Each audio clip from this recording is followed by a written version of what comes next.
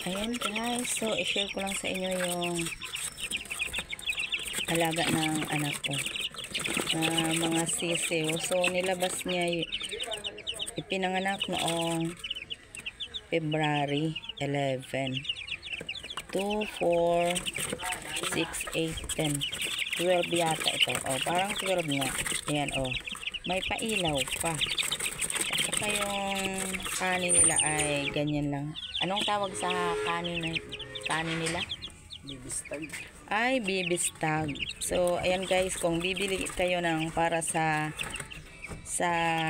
sisiw or siyo or chick, ay bibistag yung sabihin nyo.